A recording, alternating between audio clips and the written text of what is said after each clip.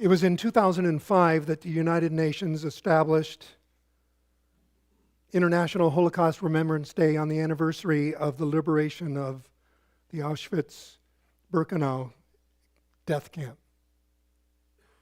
And as I thought about that, and I'm very thankful for the fact that there is this formal recognition within the United Nations, and has been so for 20 years now. But as I was thinking about this, it was like, why did it take 60 years to do that? Then again, I'm not surprised based on the antagonistic history of the United Nations towards Israel, especially today. And that hostility extends to individual nations, for there is widespread indifference and opposition to commemorating the Holocaust internationally. And we can see that reflected in some surveys that have been done, especially very recently. One is called the Global 100 Index of Anti-Semitism that was commissioned by the Anti-Defamation League this last year. And this is a major, major survey because of the number of people that were actually polled. 58,000 people were polled from over 100 countries around the world, representing 94% of the world's population. Here are the key findings. 20% of all the adults in the world have never heard about the Holocaust.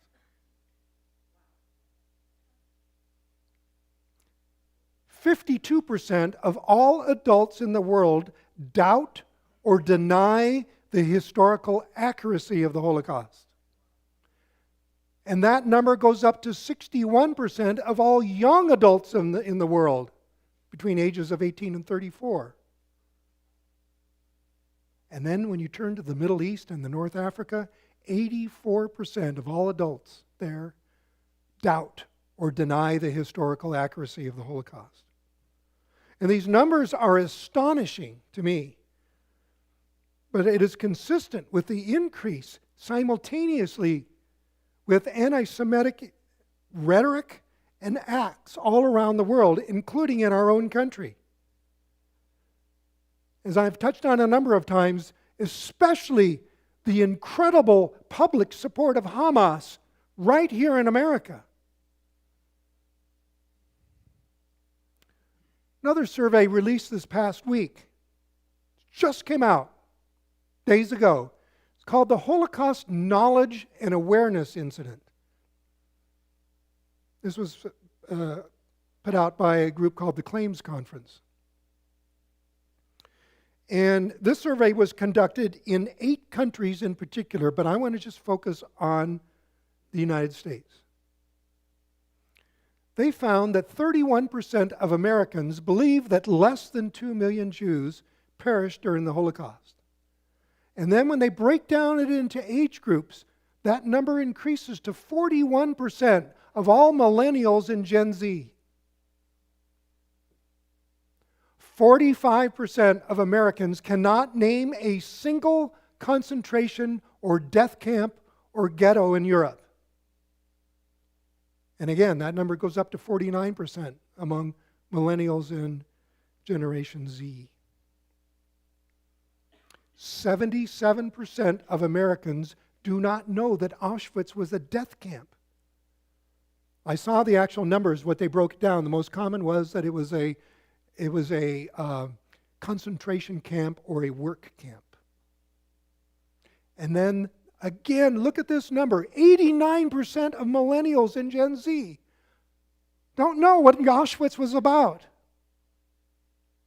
80% of Americans have never visited a Holocaust museum anywhere. And lastly, 41% of millennials and Gen Z believe the Holocaust is talked about too much.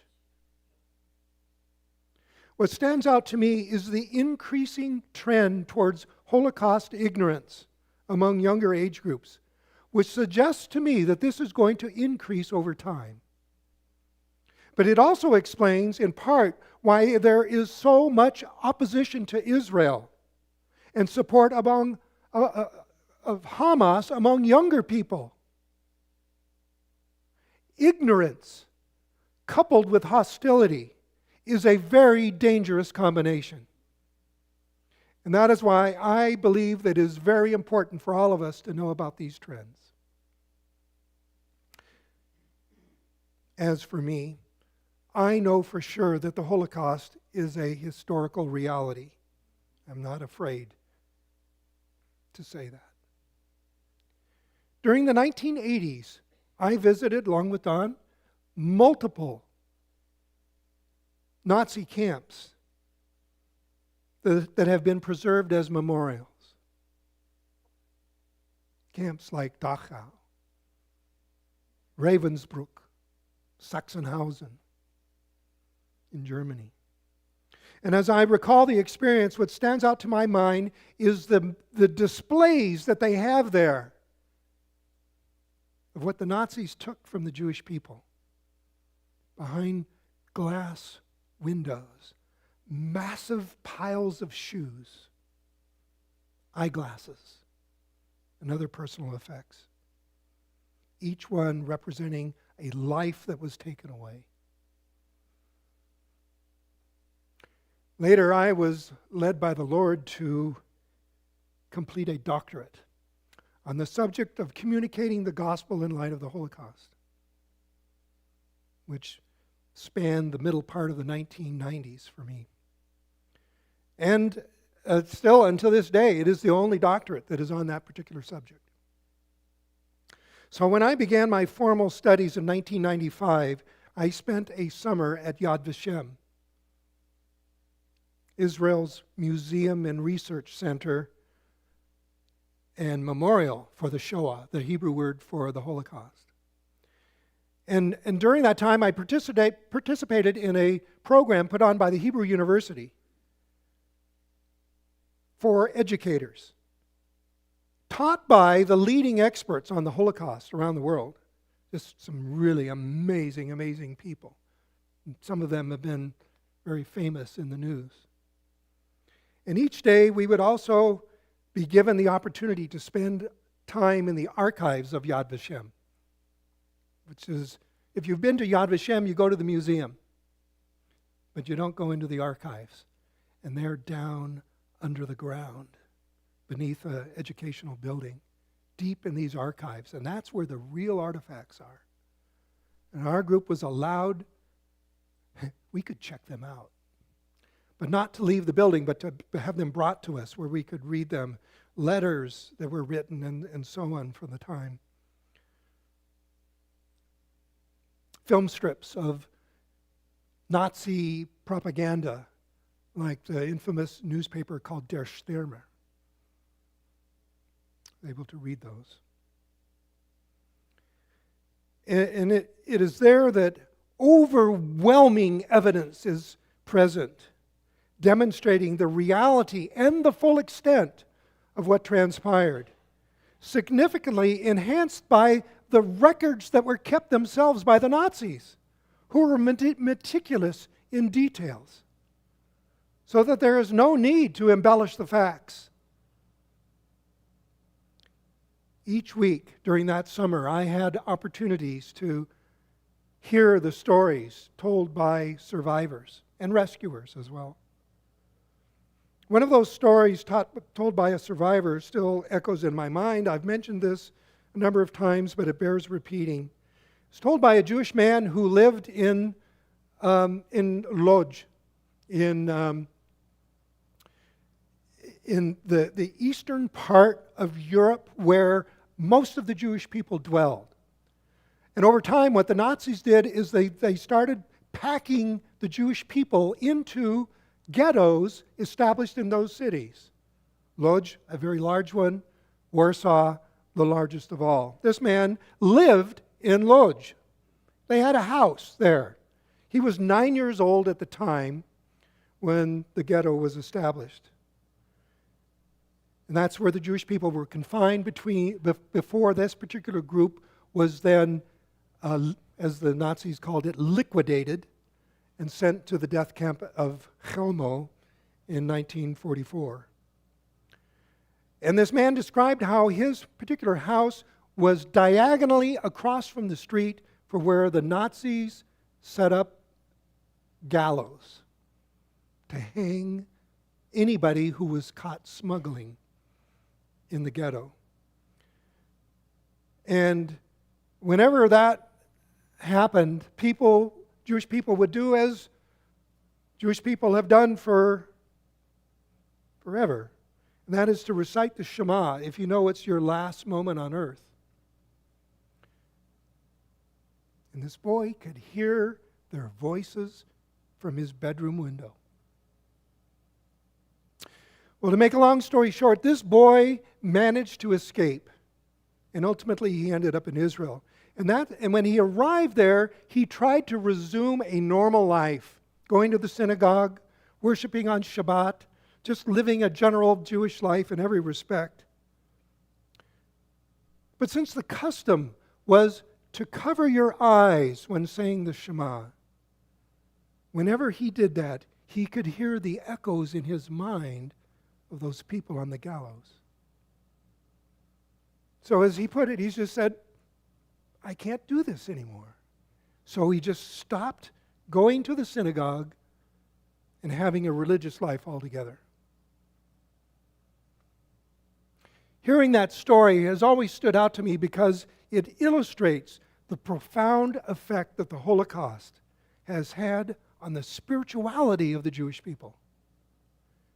It has been through these experiences that I have gained an appreciation for the trauma of the Holocaust and how what it has caused in the life of survivors and in a ripple effect down through the generations of the Jewish community.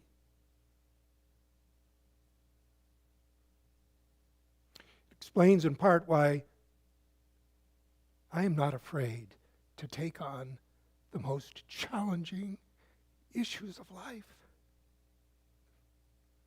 And explains why I've been known to shed a tear now and then. For I cannot comprehend how anyone could see what I have seen and hear what I have heard and not have a sense of empathy. And beyond that, a sense of urgency to take the good news of Messiah to our Jewish people. That is why it has been such a blessing for me, personally, of having the privilege of leading Holocaust survivors to the Lord on more than one occasion. And now, with their numbers dwindling day by day, such opportunities are fading. But that does not diminish the urgency of bringing that same good news to the subsequent generations of the Jewish people. For the impact of the Shoah, the Holocaust, remains profound. One of the recurring themes that come up when witnessing is, where was God during the Holocaust? I just had that conversation with somebody very recently, Jewish person. I am convinced that this is the most significant factor in terms of Jewish resistance to the gospel, even more so than whether or not Yeshua is the Messiah. But it is not just limited to Jewish people, for the perception of God's silence during the Holocaust is related to an even broader question. Why does God allow suffering? When the unthinkable occurs, some people are prone to think that God is negligent by failing to prevent it from happening. Elie Wiesel, the renowned Nobel Prize winner and author of the Holocaust, said, I have not lost my faith, but I accuse God of failing us. And I think that really typifies the perspective of many people. It is a phenomenon that has been the catalyst for countless people to lose faith in God, reasoning that if God is all-powerful, He would always intervene in some manner. But since He failed to act, that must mean that He doesn't exist. For others who still believe in God, tragedies and suffering can lead to doubts or a lingering disconnect, trapped between the feelings of hope for eternity and anger for the loss of life. As I see it, many people think, truly believe, that the world around us should be free of all kinds of suffering. But in this idealized world, what would it look like? Would all people live to the exact same age, thus preventing the death of young children? Would there be no diseases, no October 7ths, and no one wanting to annihilate other people? How about tornadoes and hurricanes, earthquakes, floods, and fires? Would every day be sunny and mild with a gentle breeze, even though that would mean no rain for the land that would become parched, and thus no crops to feed a hungry people?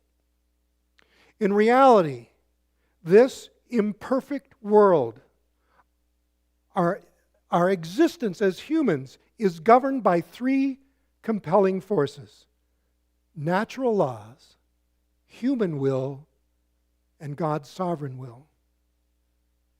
Our universe operates according to natural laws that have consequences for our lives. Gravity makes things fall, crash sometimes. Atoms make things hold together or explode. Objects in motion collide. Energy is released and things burn. We do not live in a make-believe world. Instead, in this real world, there are real consequences to these forces that can cause us to suffer. But if you have an objection to suffering, which of these forces would you eliminate? Energy that can burn you, but also can keep you warm and cook your food? Kinetics, motion that can crush you, but also enable you to move about so that you're not just a potted plant. Sound and light waves that can actually break down your body, but can also enable you to hear the sound of your children's voices and to see the setting of the sun. Chemicals can not only damage your body, but they can enable you to taste and to smell. The air and the wind that can blow down your home can also be the air that enables birds to fly, and human beings too. So in order for us to experience this world in its totality, it comes with risks that can cause us harm. You cannot have it both ways.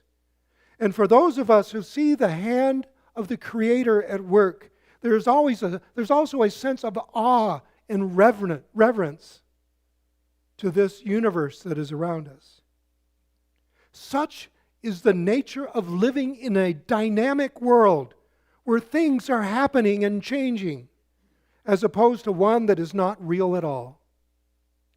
Logically speaking, then, we can see that the first reason for suffering to exist is this: suffering is an essential part of living in this universe that is governed by natural laws.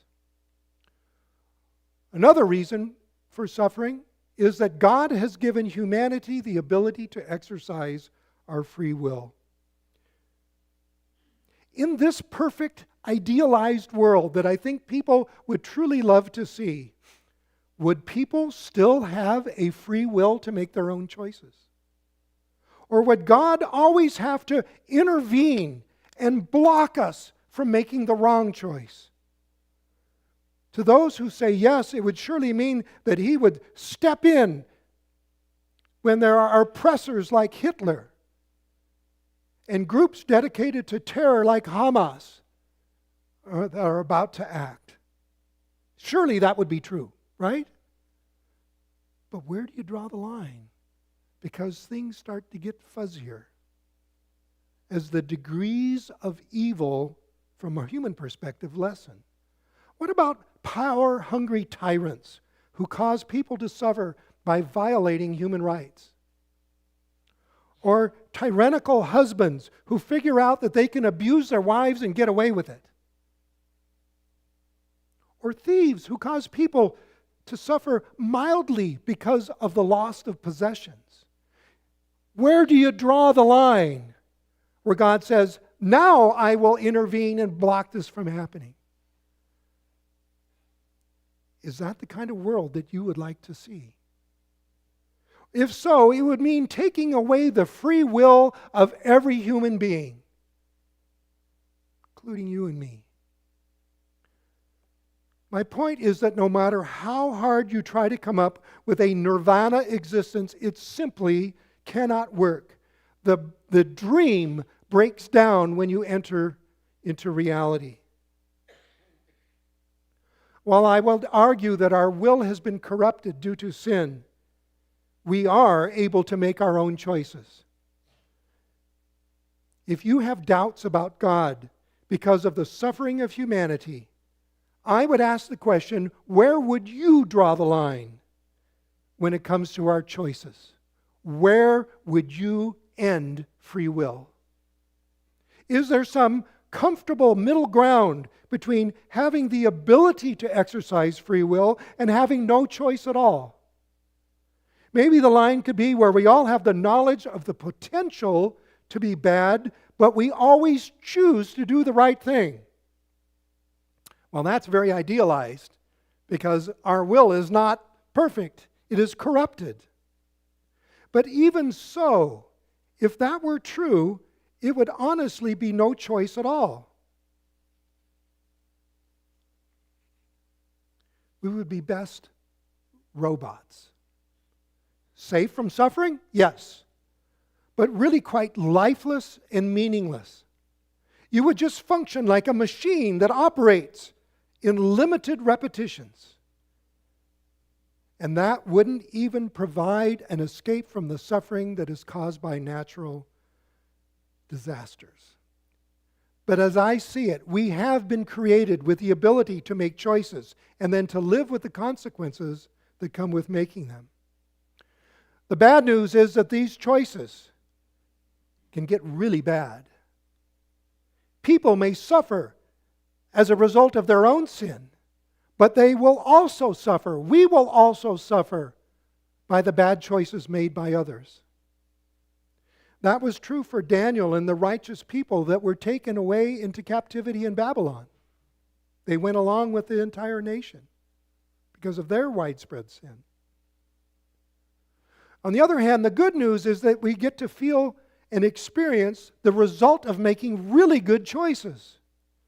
In particular, without free will, we could never experience true love.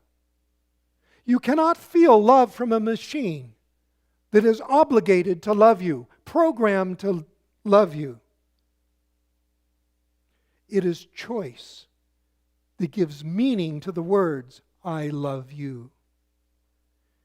You know it is from the heart when someone chooses to express love, something that a computer or a human being or AI will ever be able to do. See, this is a blessing that is only possible in a risky world where human beings have choice. A world without suffering would be a world without true love because there would be no true choice.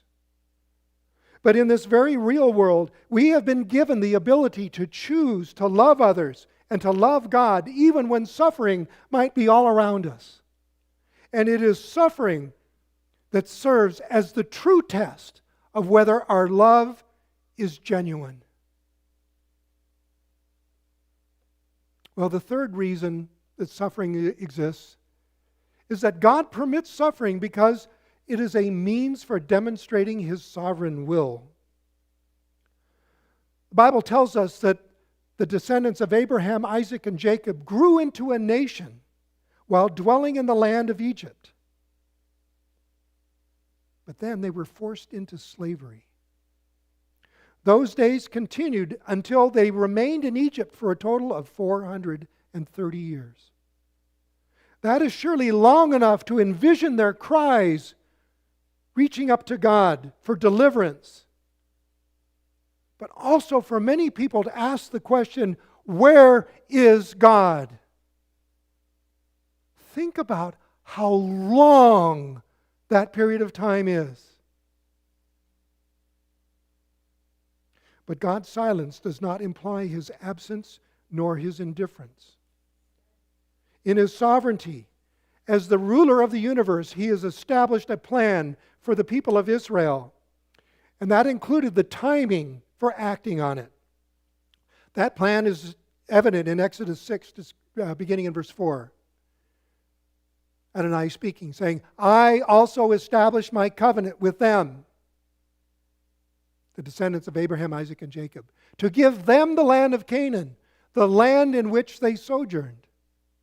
Furthermore, I have heard the groaning of the sons of Israel, because the Egyptians are holding them in bondage, and I have remembered my covenant. See, clearly God's intention for implementing the Abrahamic covenant was never forgotten, nor thwarted by the enslavement of the people. And according to God's great wisdom, the time had come, as described here, for Him to act upon that. Continuing in verse 8, and now as I go through these next verses, I want you to notice the ways that God describes Him exercising His will. I've highlighted them for you. Say therefore to the sons of Israel, I am Adonai, and I will bring you out from under the burdens of the Egyptians, and I will deliver you from their bondage. I will also redeem you with an outstretched arm and with great judgments. Then I will take you for my people, and I will be your God, and you shall know that I am Adonai your God, who brought you out from under the burdens of the Egyptians. Now, mind you, we're going to be talking about these things when we get to our observance of Passover, because they are one of the recurring themes. Continuing on then, verse 8, he says, I will bring you to the land which I swore to give to Abraham, Isaac, and Jacob, and I will give it to you for a possession. Why? Because I am Adonai. By exercising His will, that plan would become a reality. The covenant would be accomplished. But ask yourself this question. Would it have come about if the Israelites never experienced the suffering of slavery? We do know that they were there 430 years. We do not know how many of those years they were slaves. Maybe half. We don't know. It's just all speculation. But we do know that it was long enough for them to be burdened by that experience. And we also know that initially, when they went into Egypt with Jacob and his clan, they ended up in the land of Goshen, which was a very prosperous area for them. And we're told that they prospered as a nation. They grew. It was a great place for them to live, far better than that sojourning, the wandering out in the southern part of the land of Canaan. And I believe that it is very likely that if there had been some messenger like Moses saying, okay, let's get up and go to Canaan now, they would not have wanted to go. Why not just stay here where we've got it really nice and good? Only experiencing a prolonged period of suffering followed by a deliverance would motivate them to leave for a new land. So it is according to the great wisdom of God and the exercise of His sovereign will that brings meaning to the suffering of the Israelites, and thus to the suffering of all human beings that is caused by the exercise of the flawed will of humans. Well, the parallel to the Holocaust is profound. Like the Pharaoh of Egypt, the Nazis were ruled by a man who exercised his very flawed will by enslaving the Jewish people. In both cases, their suffering was great, and even magnified by the Nazis, who took it to another level, and should not be diminished in any way. But in both cases, the timing of God's intervention is a mystery. Why then, at that very given moment? But in the end, what we know is, in both cases, they were brought into the land of promise. For it is out of the ashes of the Holocaust that it became possible for the establishment of the modern state of Israel, just as God had foretold in His holy word. And it was the empathy of the nations of the world immediately after the Holocaust that moved them to recognize the need for a dedicated state for the Jewish people. I believe that if today was that day and there was no Holocaust, there would be no Israel, because the nations of the world would not grant them their own state. But it was the empathy from the suffering that said, we will give it to you. One of the ways that God communicates a principle is through parallel situations. And many times, a parallel is repeated more than once, which then makes it a pattern that confirms a principle. Such is the case when it comes to suffering and the exercise of man's will and the exercise of God's sovereign will. For we know that humanity has suffered under the slavery to sin that resulted from a very poor choice made by the first man, Adam, and Chava, Eve. And now it has been repeated over and over again by all people, including us. Down through the centuries, people have cried out to God for deliverance from the consequences that arise from the sinful exercise of human will. And God not only has heard that cry, but in His wisdom, He put a plan into effect that would bring full deliverance for humanity from slavery to sin and the suffering that it brings. Galatians 4:4 describes it this way: when the fullness of time came, God sent forth His Son, born of a woman, born under the Torah, the law.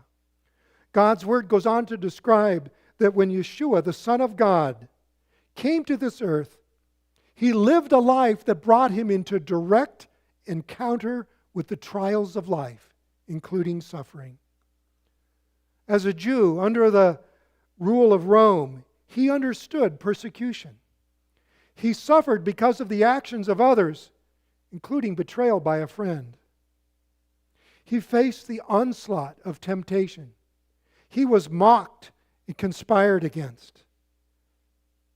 In His body, He experienced the most severe form of physical suffering, even to the point of death by crucifixion, multiplied by the fact that He had the sins of the world placed upon Him. Imagine that.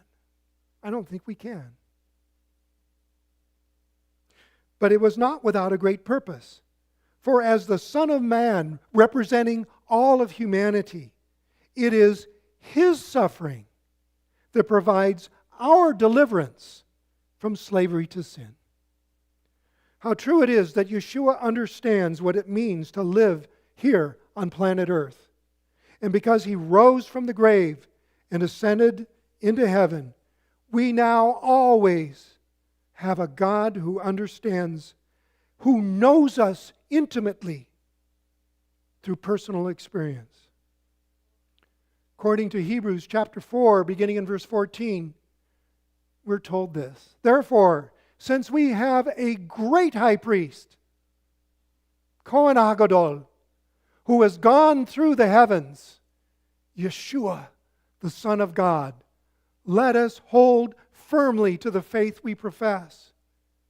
For we do not have a high priest who is unable to sympathize with our weaknesses, But we have one who has been tempted in every way, just as we are, yet was without sin. Let us then approach the throne of grace with confidence, so that we may receive mercy and find grace to help us in our time of need. Through the suffering experienced by Yeshua, our Messiah, we have both victory over sin and death, and we have a God who understands us so amazingly, so intimately. So in order to make our way through the trials that bring us suffering, we need to turn our focus away from the circumstances of this world and to the one, Yeshua, who suffered on our behalf. Where is God in times of suffering? Where was God during the Holocaust? The answer is the same as when Israel was enslaved in Egypt and under the harsh control of Rome. And even today, when faced with the trauma of terror and the bondage of hostages in Gaza, in all times of suffering, God suffers with us. He allows human beings to exercise their will, even making very poor choices. But He also exercises His will, His perfect, sovereign will, in His timing, intervening and providing outcomes that are part of His greater plan for this world. And it always centers around our great high priest, Yeshua, who knows what it means to suffer and provides all who believe in Him the mercy and the grace that we need in order to have a relationship with the sovereign God of the universe and to be able to love Him in the same way that He has loved us. Because of that incredible blessing of God being willing to suffer among us, how can we not reflect His way in our own lives? May we all be people who have empathy for others who are suffering, even to the point of suffering with them. And may our own love for God remain steadfast, regardless of the circumstances around us, just as His love is never diminished or broken for us, regardless of the circumstances of the day. He's a great God, and we thank Him for who He is.